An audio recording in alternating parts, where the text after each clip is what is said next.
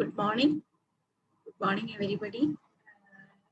Today we have discussed all the prior topics and topics you have studied earlier.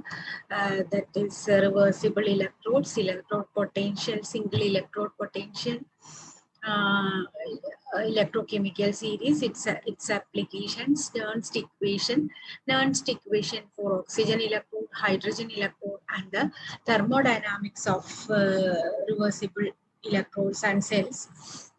All these topics we have discussed. Now came to the last of that unit, that is cells. Two types of cells should be discussed in detail. First is the primary and secondary cells, and the second one is fuel cells. Different types of fuel cells. Primary cells. We use primary cells or batteries, simple batteries.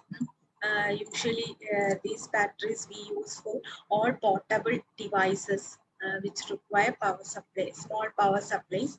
And what are the difference between primary cells and secondary cells? Primary cells are of one-time use, non-rechargeable, or it is disposable.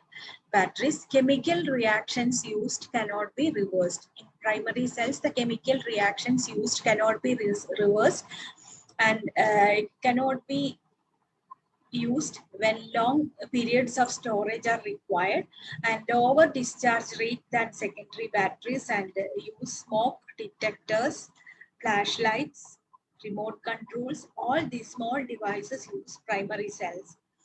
In alkaline battery, a type of primary cell you have to study is there are different types of primary cells, and the type of primary cell which we have to discuss is the alkaline battery. നമ്മൾ സാധാരണ alkaline battery എന്ന് പറഞ്ഞ് purchase ചെയ്യുന്ന ആ dry സെല്ലാണ്. ആ dry സെല്ലാണ് നമുക്ക് discuss ചെയ്യാനുള്ളത്. And it is zinc MnO2 cell. Alkaline battery എന്ന് പറയുന്നത് സിങ്ക് MnO. അതിൽ ആൽക്കലി പക്ഷെ ഒരു റിയാക്ഷനിലും ഇൻവോൾവ് അല്ല. It's only potassium hydroxide is used inside this cell. In alkaline battery, the negative electrode is zinc and the positive electrode is manganese dioxide, manganese 4 oxide. The alkaline electrolyte of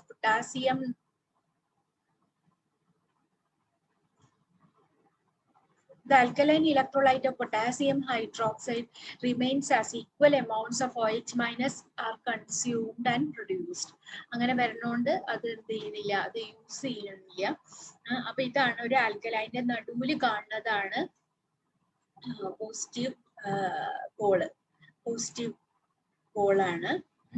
and അതിന്റെ ചുറ്റുമാണ് manganese dioxide ഉള്ളത്. അത് negative electrode zinc അതിന്റെ നടുവില്. Positive electrode ആയിട്ടുള്ള manganese mixed with coke, carbon ആയിട്ട് mix ചെയ്ത manganese dioxide ആണ് അതിന്റെ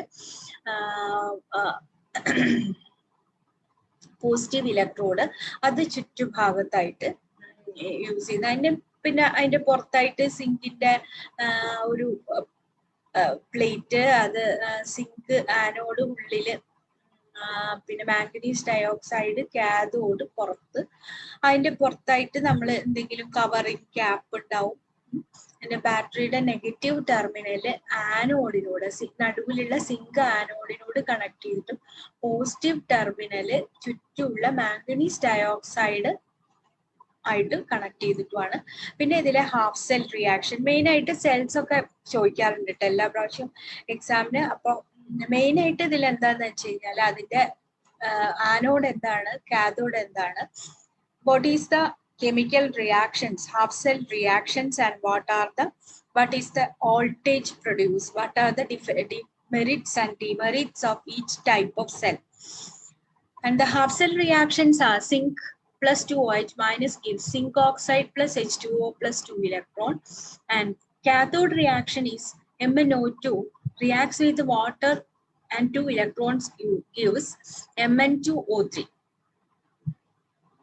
MnO3 4 plus ആയിരുന്ന എന്ന് പറയുന്നത് Mn4+ Mn2+ ആവാണ് ഈ റിയാക്ഷനിൽ. അതായത് കാത്തോഡിൽ റിഡക്ഷൻ നടക്കുമ്പോൾ Mn2O3 + 2OH-. അപ്പൊ 2 OH- ആനോഡിൽ കൺസ്യൂം ചെയ്തത് കാത്തോഡിൽ റിലീസ് ചെയ്യുന്നതുകൊണ്ട് പൊട്ടാസ്യം ഹൈഡ്രോക്സൈഡിന് ചേഞ്ച് ഒന്നും വരില്ല. But it's alkaline, since it's medium is alkaline. അതാണ് ഇതിൽ റിയാക്ഷൻ നടക്കാൻ ഹെൽപ്പ് ചെയ്യുന്നത് പൊട്ടാസ്യം ഹൈഡ്രോക്സൈഡ് ആണ്. അപ്പൊ ഇതിന്റെ ഓവറോൾ റിയാക്ഷൻ സിങ്കും മാംഗനീസ് ഡയോക്സൈഡും കൂടി സിങ്ക് ഓക്സൈഡും Mn2O3 ഉണ്ടാവുക. Nominal voltage of fresh alkaline cell 1.5 volt. അത് ഫ്രഷ് ആയിട്ടുള്ളതിന്റെ കേസിലാണ്. പിന്നെ കുറച്ച് കഴിയുമ്പോൾ അതിന്റെ ഇതൊക്കെ കുറയും. എന്താ പറയാ, വോൾട്ടേജ് കുറച്ച് ഡ്രോപ്പ് ചെയ്യും. അത്രയ്ക്ക് ഔട്ട്പുട്ട് നമുക്ക് കിട്ടില്ല.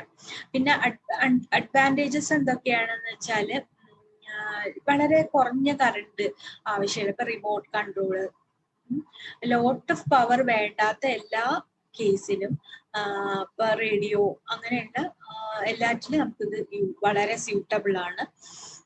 പിന്നെ ഇതിന് നല്ല ഷെൽഫ് ലൈഫ് ഉണ്ട്. പിന്നെ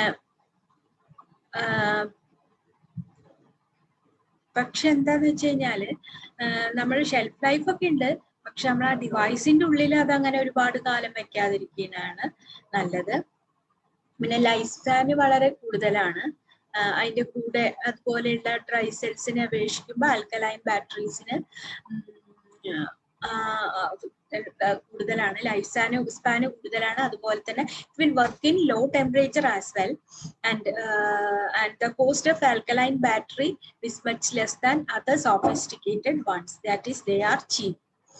പിന്നെ disadvantages, of course there are some disadvantages. This has high internal resistance. ഞാൻ പറഞ്ഞല്ലോ 1.5 വോൾട്ട് ആണെങ്കിൽ അത്രയും ഔട്ട്പുട്ട് നമുക്ക് കിട്ടാൻ പ്രയാസമാണ്. And which reduces their runtime and produces early low battery warning in most devices. പെട്ടെന്ന് തീർന്നു പോകും. They will not last long in applications that are high startup current requirements or even require lot of power while in use. അത് അങ്ങനെയാണ്. പിന്നെ എന്താ പറയുക വെച്ചാല് rechargeable ആയിട്ടുള്ള ആൽക്കലൈൻ ബാറ്ററീസ് ഇതിനേക്കാളും പക്ഷെ എന്താണ് മറ്റ് ലോ പെർഫോമൻസ് ആണ് തരുന്നത് സാധാരണയായിട്ട്. പക്ഷെ ഇതിലൊക്കെ റിസർച്ച് ഒരുപാട് നടന്നുകൊണ്ടിരിക്കുന്നതുകൊണ്ട് മോർ ആൻഡ് മോർ അഡ്വാൻസ്ഡ് ആയിട്ടുള്ള കേസസ് ദിവസം വന്നുകൊണ്ടിരിക്കുന്നുണ്ട്. പിന്നെ നമുക്ക് രണ്ടാമത്തെ ഡ്രോബാക്ക് എന്ന് പറയുന്നത് ബാറ്ററീസിനെ നമുക്ക് ഇന്റേണൽ റെസിസ്റ്റൻസ് കൂടുതലാണെന്നുള്ളത് ഒരു ഡ്രോബാക്ക്. രണ്ടാമത്തെ ഡ്രോബാക്ക് എന്ന് പറയുന്നത് battery should keep in devices that are not for long time because they can leak, thus completely ruin the device.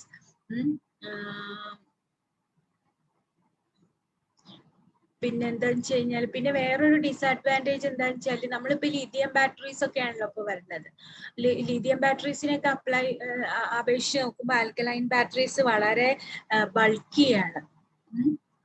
അപ്പൊ അത്രയും കൺവീനിയന്റ് അല്ല. അപ്പൊ അങ്ങനെ നമ്മളുടെ ഇപ്പോഴത്തെ ഒരു ആവശ്യത്തിന് അത്ര അതിനും കൂടി കുറച്ചുകൂടി നല്ലത്, നമുക്ക് കുറച്ചുകൂടി എക്സ്പെൻസീവ് ആയിട്ടുള്ള ഒരു ഇതിലേക്ക് പോവുകയാണെങ്കിൽ നമുക്ക് ലിഥിയം ബാറ്ററീസ് ആണ് കുറച്ചും കൂടി ആപ്റ്റ് ആയിട്ടുള്ളത്. പിന്നെ സെക്കൻഡറി സെൽസ് എന്ന് പറഞ്ഞാൽ റീചാർജബിൾ ബാറ്ററീസ് ആണ്. നമ്മൾ ഇഷ്ടംപോലെ കണ്ട് rechargeable batteries and the reaction in this can be readily reversed. Similar to primary cells, except redox reaction can be reversed. Recharging. Electrodes undergo the opposite process than discharging. Cathode is oxidized and produces electrons. Electrons are absorbed by anode. അപ്പൊ അങ്ങനെ കാഥോഡിൽ oxidise ചെയ്യും, ഇലക്ട്രോൺസിനെ produce ചെയ്യും. Electrons are absorbed by anode. അതാണ് ഡിസ്ചാർജിങ്ങിൽ നടക്കുന്നത്.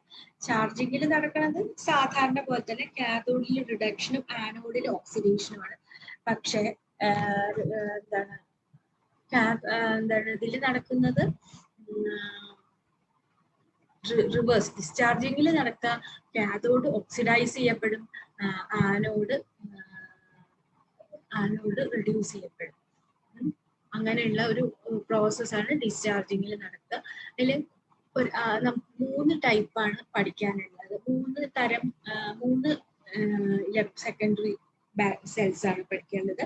ഒന്ന് നിക്കൽ കാഡ്മിയം ബാറ്ററി, അതിലെ ആനോഡ് കാഡ്മിയം ആണ്, കാഥോഡ് നിക്കൽ ഓക്സൈഡ് ഹൈഡ്രോക്സൈഡ് ആണ്, electrolyte potassium hydroxide, and the half cell reactions are cadmium plus 2 OH. കഴിഞ്ഞ റിയാക്ഷനിലെ പോലെ തന്നെ cadmium hydroxide plus electrons, 2 electrons, 2 electrons generate ചെയ്യപ്പെടും.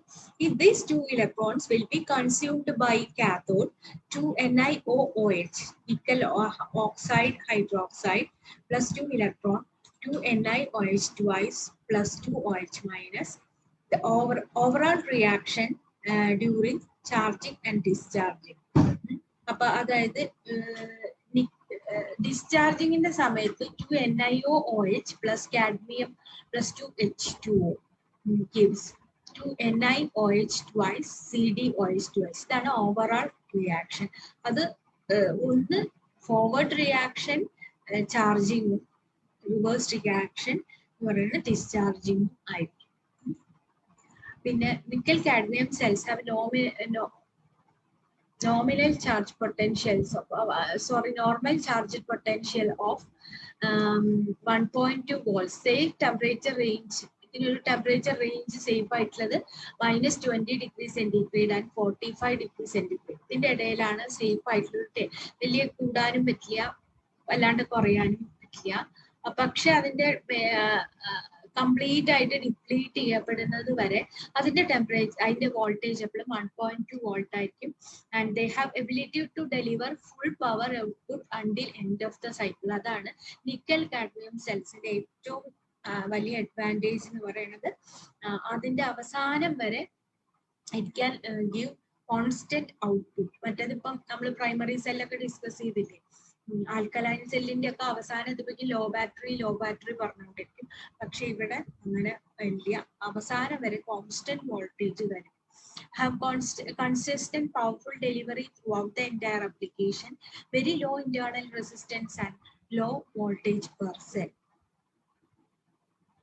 ഈ അഡ്വാൻറ്റേജസ്, അതിന്റെ കെമിസ്ട്രി എന്ന് പറയുന്നത് വളരെ റിലയബിൾ ആയിട്ടുള്ളതാണ്. പിന്നെ അത് -20 മുതൽ ഒരു 45 വരെ ഒരു അപ്രീഷിയബിൾ റേഞ്ച് ഓഫ് ടെമ്പറേച്ചറിൽ വർക്ക് ചെയ്യുന്നുണ്ട്.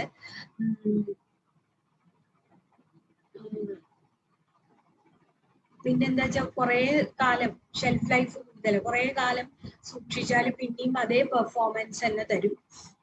പിന്നെ കുറച്ച് വില കുറച്ച് ചീപ്പാണ്, ഇൻഎക്സ്പെൻസീവ് ആണ്. പിന്നെ അത് പറഞ്ഞാൽ കുറച്ചും കൂടി അഫോർഡബിൾ ആണ് nickel cadmium battery. Also nickel cadmium battery simple and fast to charge. നമുക്ക് റീചാർജ് ചെയ്യാനൊക്കെ പെട്ടെന്ന് പറ്റും. When charging current is applied, negative plates lose oxygen to form metallic cadmium. The active material of positive plates, nickel hydroxide, become more highly oxidized.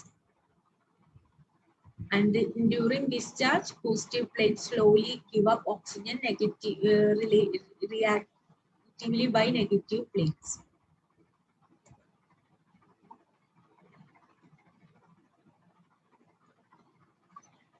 പിന്നെന്താ വെച്ചാൽ ഇതിന് -20 വരെ temperature ഉണ്ടല്ലോ. Low temperature do not usually affect the nickel cadmium and has a good load performance, meaning that it accepts the charge on the first try. This makes the nickel cadmium good choice in any type of climate setting. മിക്കവാറും എല്ലാ ക്ലൈമറ്റിലും work ചെയ്യുന്ന ഒരു ബാറ്ററിയാണ്. ടെമ്പറേച്ചറിന്റെ വലിയൊരു effect ഒന്നും ഇല്ല. പിന്നെ ഒരു നല്ല റേഞ്ച് ടെമ്പറേച്ചർ നമുക്ക് കിട്ടുന്നുണ്ടല്ലോ അതിൽ. ഈ ഡിസഡ്വാൻറ്റേജസ് എന്ന് പറഞ്ഞാൽ there is 5 times more expensive than lead acid batteries. Lead acid batteries നമ്മൾ കൺസിഡർ ചെയ്യുകയാണെങ്കിൽ അതിനേക്കാൾ ഒരു 5 ഇരട്ടി വില ഇതിന് കൂടുതലാണ്. നമ്മളിപ്പോ കാറിലൊക്കെ യൂസ് ചെയ്യുന്നില്ലേ ലെഡ് ആസിഡ് സെൽസ്, അതിനെ വെച്ച് കമ്പയർ ചെയ്യുമ്പോൾ നിക്കൽ കാഡ്മിയം സെൽസിന് ഒരു 5 ഇരട്ടി വില കൂടുതലാണ്.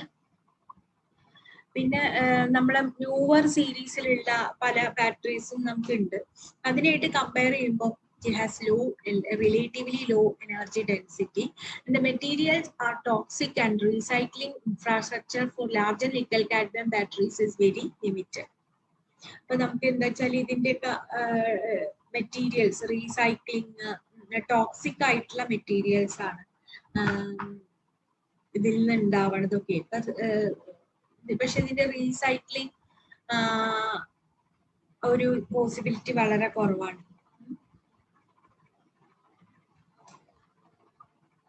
അപ്പൊ അതന്നെയാണ് അതിന്റെ വേറൊരു വലിയ drawback. It is non recyclable ആണ് എന്നുള്ളതാണ്. കാരണം കാഡ്മിയം പോയ്സണസ് ആണ്, നിക്കലും ഒരു ഹെവി മെറ്റൽ ആണ്. These toxic metal are not environment friendly. ഈ ലെഡ് ആസിഡ് ബാറ്ററി, ഇതാണ് നമ്മൾ ജനറൽ ആയിട്ട് കൂടുതൽ യൂസ് ചെയ്യണത്.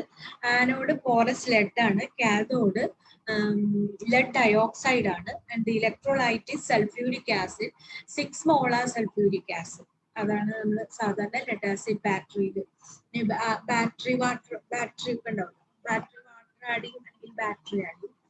Discharging cathode positive electrode lead dioxide plus 4H plus SO4 2- plus 2 electrons gives PbSO4 plus 2H2O. Anode negative electrode negative electrode Pb plus SO4 2- gives PbSO4 plus 2 electron. ഇതൊക്കെ നിങ്ങൾ പഠിച്ചിട്ടുള്ള reactions ആണ്. ഇതിൽ oxidation half cell റിയാക്ഷനും reduction half cell റിയാക്ഷനും during charging ഇതാണ്. അതിന്റെ opposite ആണ് ഡിസ്ചാർജിങ്ങിൽ നടക്കുന്നത്. തിയറിറ്റിക്കൽ വോൾട്ടേജ് എന്ന് പറയുന്നത് 12 volt ആണ് for 6 kgs and 2 volt for 1 kg. The lead acid cells in automobile batteries are wet cells. Deliver short burst of high power to start the engine. Engine ഒക്കെ start ചെയ്യാനൊക്കെ നമുക്ക് lead acid battery നമ്മൾ use ചെയ്യുന്നത്. കാരണം start ചെയ്യുമ്പോൾ high power energy വേണം. അതൊക്കെ തരാനായിട്ട് ഈ ബാറ്ററിക്ക് പറ്റുള്ളൂ. Battery supplies power to start the ignition system to start the engine. Battery acts as a voltage stabilizer in electrical system. പിന്നെ വെഹിക്കിളിന്റെ ഇലക്ട്രിക്കൽ ലോഡ് ചാർജിങ് സിസ്റ്റത്തിൽ നിന്ന് മീറ്റ് ചെയ്യാൻ പറ്റാത്തതിന് കൂടുകയാണെങ്കിൽ എക്സ്ട്രാ പവർ അതിനു വേണ്ടി കൊടുക്കാനും ആര് ഹെൽപ്പ് ചെയ്യും? ഈ ലെഡ് ആസിഡ് ബാറ്ററീസ് ഹെൽപ്പ് ചെയ്യും. ഈ അഡ്വാൻറ്റേജസ് എല്ലാ ഷേപ്പിലും സൈസിലും ഉണ്ട്. മെയിൻ്റെനൻസ് ഫ്രീ ആണ് ഒരു പരിധി വരെ. ലോങ് ലൈഫ് സൈക്കിൾ ഉണ്ടാവും. പിന്നെ അതന്നെ ഒരു എൻവയൺമെന്റൽ അഡ്വാൻറ്റേജ് ആണ്. പെട്ടെന്ന് ചീത്തയാകുമ്പോൾ അതൊക്കെ നമുക്കൊരു എൻവയൺമെന്റൽ ലോഡ് ആയിട്ട് വരികയാണ്. 97% of lead is recycled and reused in new batteries. Reliable. Lead acid batteries are one of the best in terms of reliability and working capacities. പിന്നെ അത് ഓവർ ചാർജിങ് ടോളറൻസ് ഉണ്ട്.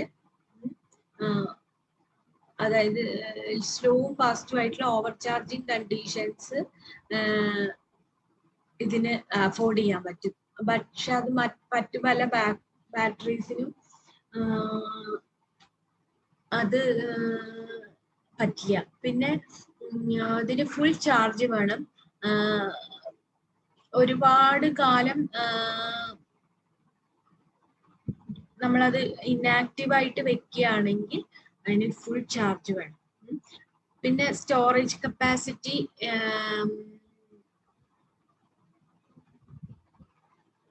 കുറച്ച് സ്റ്റോറേജ് കപ്പാസിറ്റി എന്ന് പറഞ്ഞു കഴിഞ്ഞാൽ എന്താണ്, ലോങ് ടേം സ്റ്റോറേജിൽ കഴിഞ്ഞു കഴിയുമ്പോൾ കുറെ സമയം നമ്മൾ അതിൽ അങ്ങനെ ഇപ്പൊ ബാറ്ററി ചാർജ് ചെയ്ത് കുറെ കാലം നമ്മൾ യൂസ് ചെയ്തിട്ടില്ല. അപ്പൊ അതൊക്കെ കഴിഞ്ഞ് വന്ന് വീണ്ടും യൂസ് ചെയ്യുന്ന സമയത്ത് നമുക്ക് ഡെഫിഷ്യൻസി ഓഫ് പവർ വരികയാണെങ്കിൽ അതിനാണ് നമ്മൾ എന്ത് പറയാം, എന്താണ് ലോങ് ടൈം സ്റ്റോറേജ് കപ്പാസിറ്റി. അപ്പൊ കുറവ് വരികയാണെങ്കിൽ സ്റ്റോറേജ് കപ്പാസിറ്റി ഇല്ല എന്നാണ്. പക്ഷെ ഇതിനൊരു നല്ല സ്റ്റോറേജ് കപ്പാസിറ്റി ഉണ്ട് ലോങ്. പക്ഷെ എന്നാലും നമ്മൾ വണ്ടിയൊക്കെ കുറെ കാലൊക്കെ നിർത്തിയിട്ടിട്ടുണ്ടെങ്കിൽ തീർച്ചയായിട്ടും ബാറ്ററി ഡൗൺ ആവും. Lead acid batteries are available in market with wide range of brands to choose from, all offering numerous services and qualities. These batteries differ in terms of prices or comparing with other car models, various car models. Comparable prices ആയിട്ട് കാറുകളുണ്ട്. Disadvantage എന്താണെന്ന് വെച്ചാല് ഒരു എൻവയൺമെന്റൽ കൺസേണിൽ നോക്കുകയാണെങ്കിൽ lead acid batteries ആണ് മറ്റുള്ളതിനേക്കാളും കുറച്ചുകൂടി safer ആയിട്ടുള്ളത്. പക്ഷെ എന്നാലും അതിലുള്ള ലെഡ് വളരെ പോയ്സണസ് ആയിട്ടുള്ള ഒരു മെറ്റലാണ്. അപ്പൊ അതുകൊണ്ട് പ്രോപ്പർ ആയിട്ട് ബാറ്ററി വെള്ളമൊക്കെ ഒഴിച്ചും അങ്ങനെ മെയിൻറ്റെയിൻ ചെയ്തിട്ടില്ലെങ്കിൽ നമ്മൾ അതൊരു എൻവയൺമെന്റൽ ലോഡാണ് കൊടുക്കുന്നത്. പിന്നെ ലെഡ് ആസിഡ് ബാറ്ററീസിന് കൊറോഡ് ചെയ്യാനുള്ള ചാൻസ് ഉണ്ട്. കാരണം സൾഫ്യൂരിക് ആസിഡ് ഒക്കെയാണ് യൂസ് ചെയ്യുന്നത്. Corrosion may decrease battery's lifetime and must be avoided through proper maintenance. Acid fumes, lead acid batteries in some cases releases hydrogen gas. Gas can cause numerous health issues in terms of long-term exposure.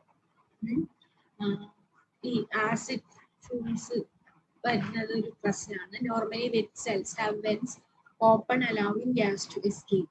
Sulfonation, lead sulfate is common problem causing major battery damage. അപ്പോൾ ഈ lead sulphate അതിൽ form ചെയ്ത് sulphuric acid ഉണ്ടല്ലോ, form ചെയ്തിട്ടുണ്ടെങ്കിൽ ആ ബാറ്ററിന്റെ resistance വളരെ കൂടും.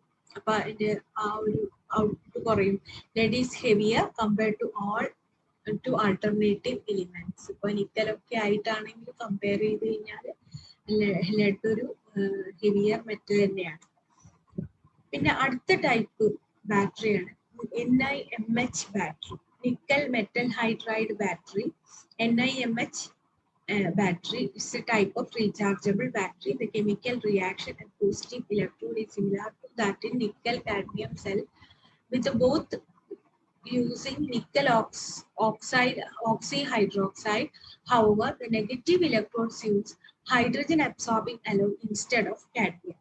അപ്പൊ മറ്റേ നിക്കൽ MH ബാറ്ററിയിൽ എന്താ വെച്ചാൽ നമ്മളെ കാഡ്മിയം ബാറ്ററി ഉണ്ടല്ലോ, അതിലെ കാഡ്മിയത്തിന് പകരം ഹൈഡ്രജൻ അബ്സോർബിംഗ് ആയിട്ടുള്ള ഒരു അലോയ് ആണ് യൂസ് ചെയ്യുന്നത്. ആ അലോയ് ആണ് NiMH.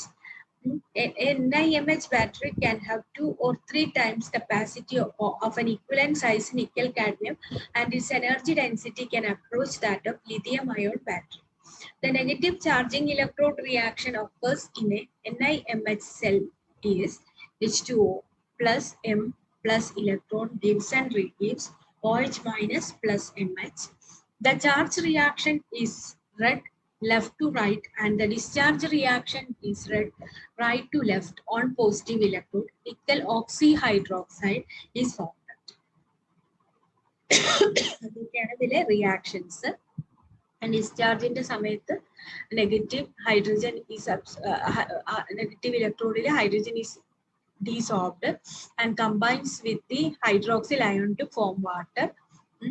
അപ്പോൾ നെഗറ്റീവ് ഇലക്ട്രോഡിൽ alloy hydrogen alloy OH minus ആയിട്ട് റിയാക്ട് ചെയ്യുമ്പോൾ alloy plus H2O plus electron. Positive ഇലക്ട്രോഡിൽ nickel oxy hydroxide reduce to nickel hydroxide. അതാണ് പോസിറ്റീവ് ഇലക്ട്രോഡിലെ ഡിസ്ചാർജിങ്ങിലെ reaction. A metal M in negative electrode of nickel MH cell is intermetallic compound. Many different compounds have been developed in these applications. Most common AB5.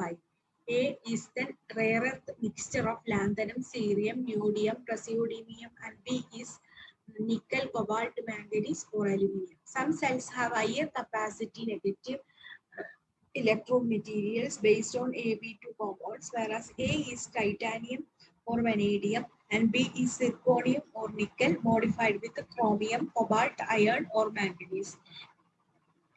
Any of these compounds serves the same role reversibly, forming a mixture of metal hydride compounds.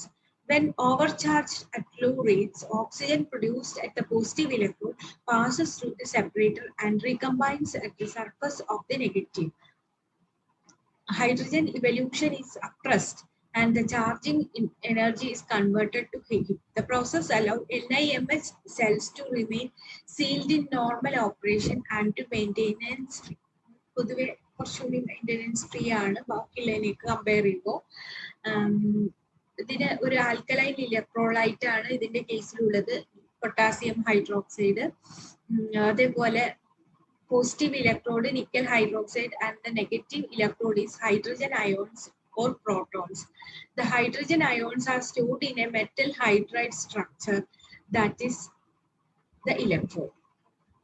Metal hydrogen അയോൺസിനെ metal hydride ആയിട്ടാണ് store ചെയ്യുന്നത്. അതാണ് electrode. ഒരു 1.25 volt voltage അതിന് supply ചെയ്യാൻ പറ്റും. Advantages പിന്നെന്താ വെച്ചാൽ നിക്കൽ കാഡ്മിയത്തിന്റെ ഒരു ഹാംഫുൾ ഇഫക്റ്റ് ഇല്ലല്ലോ, കുറച്ചുകൂടി എൻവയൺമെന്റ് ഫ്രണ്ട്ലി ആണ്. നിക്കല് കുഴപ്പമില്ല എന്നല്ല, എന്നാലും മൈൽഡ് ടോക്സിൻ ആണ് നമുക്ക് പറയാം. പിന്നെ നിക്കൽ കണ്ടന്റ് ഇതിന്റെ അകത്തുള്ളത് നമുക്ക് റീസൈക്കിൾ ചെയ്യാൻ ഒരു പരിധി വരെ പറ്റും. പിന്നെ നിക്കൽ കാഡ്മിയം സെല്ലിനേക്കാളും ഒരു 30-40% കപ്പാസിറ്റി കൂടുതലാണ്. പിന്നെ simple storage and transportation. Disadvantages limited service life ആണ്, requires complex charge algorithm, does not absorb overcharge well, trickle charge must be kept low, generate heat during fast charge and high load discharge. നമ്മൾ fast ആയിട്ട് charge ചെയ്യുന്ന സമയത്ത് heat ഉണ്ടാവും. പിന്നെ high self discharge, പെട്ടെന്ന് തന്നെ സ്വന്തം തന്നെ ഡിസ്ചാർജ് ചെയ്ത് തിരിച്ചു പോകും. അപ്പൊ അതൊരു വേറെ ഡ്രോബാക്ക് ആണ്. നമ്മൾ ചാർജ് ചെയ്ത് വെച്ച് കഴിഞ്ഞാൽ കുറച്ച് കഴിഞ്ഞ് നോക്കിയാൽ കുറെ കാലം ഇരുന്ന് കഴിഞ്ഞാൽ ഡിസ്ചാർജ് ആവും. ഇത്രയാണ് നമുക്ക് സെൽസ് എന്നുള്ള ടോപ്പിക്കിൽ പഠിക്കാനുള്ളത്. ഇതിലെ ഓരോ സെൽസും വേറെ വേറെ എടുത്ത് ചോദിക്കാറുണ്ട് കേട്ടോ. അപ്പം വളരെ ഇമ്പോർട്ടൻ്റ് ആണ് ഓരോ സെൽസും, അതിന്റെ റിയാക്ഷൻസ്, അതിന്റെ anode cathode reactions, voltage, advantages, disadvantages. Rechargeable ആണെങ്കിൽ ചാർജിങ്ങും ഡിസ്ചാർജിങ്ങിന്റെ റിയാക്ഷൻസ് വേറെ വേറെ പഠിക്കും. ഇത്രയാണ് ഇതിൽ വേണ്ടത്.